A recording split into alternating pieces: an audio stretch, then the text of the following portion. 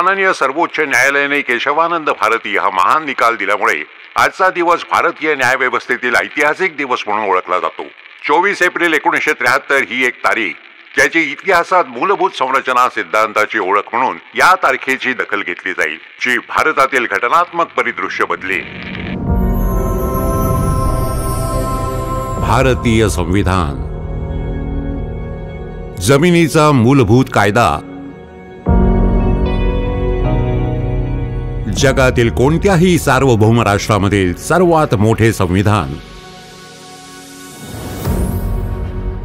संसद ही भारतीय राज्यघटना अनिर्बंध बदलू शकते का? सर्व अत्यावश्यक अधिकार संपुष्टात येण्याइतपत राज्यघटनेच्या कोणत्याही भागामध्ये बदल, दुरुस्ती किंवा रद्द करू शकतो का? भारताच्या माननीय सर्वोच्च न्यायालयाला अशा कठीण प्रश्नाला सामोरे जावे लागले आणि उत्तर द्यावे लागले तेव्हाची ही गोष्ट आहे। भारताच्या इतिहासातील सर्वात महत्त्वाच्या प्रकरणाची कहाणी, घटनेच्या सर्वोच्चतेला बळकटी देणारे आणि आपल्या देशाच्या लोकशाही व्यवस्थेला पुढील काळासाठी मजबूत करणारे प्रकरण।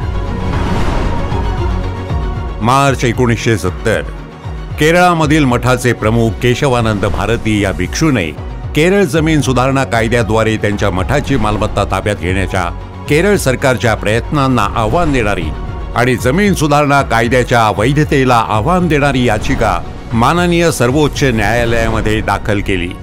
तत्सम प्रकरणांमध्ये यापूर्वीचे निर्णय आणि घटना दुरुस्ती यामुळे माननीय सर्वोच्च न्यायालयासमोर हा मोठा प्रश्न निर्माण झाला होता। माननीय सर्वोच्च न्यायालयाच्या इतिहासातील सर्वात मोठे 13 न्यायाधीशांचे खंडपीठ या खटल्याचा निकाल देण्यासाठी बसले। सदर याचिकेमध्ये अनेक ज्येष्ठ वकिलांनी सहाय्य केले।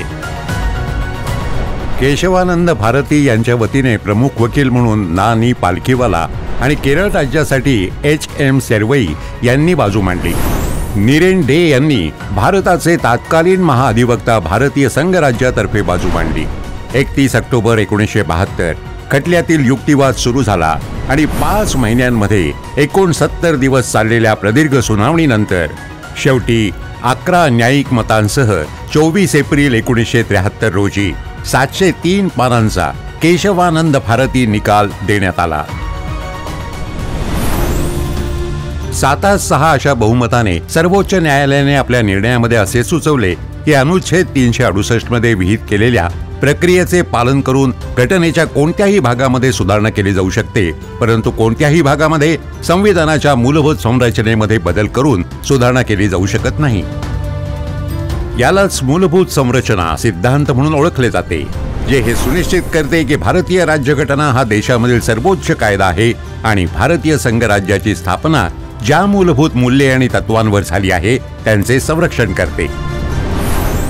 मूलभूत अधिकार आणि मार्गदर्शक तत्वे एकत्रितपणे राज्यघटनेचा गाभा आहेत आणि त्यांना सामंजस्याने समजून घेणे आवश्यक आहे, असेही या निकालात म्हटले आहे। मूलभूत संरचना काय आहे? राज्यघटनेची सर्वोच्चता, कायद्याचे राज्य आणि न्यायपालिकेचे स्वातंत्र्य या संबंधित स्पष्टीकरणही या निकालामध्ये दिलेली आहे।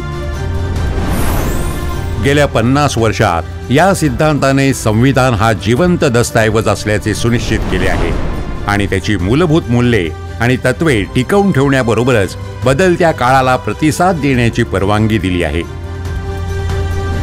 केशवानंद भारतीचा निर्णय हा एक महत्त्वपूर्ण टप्पा होता, ज्याने न्यायिक नवकल्पना, मूलभूत रचना, सिद्धांत यांची ओळख झाली। त्यांनी भारतातील संवैधानिक परिदृश्य बदलले आणि परदेशी अधिकार क्षेत्रांमध्ये त्याचे अनुसरण आणि चर्चा करण्याचा मार्ग प्रशस्त झाला।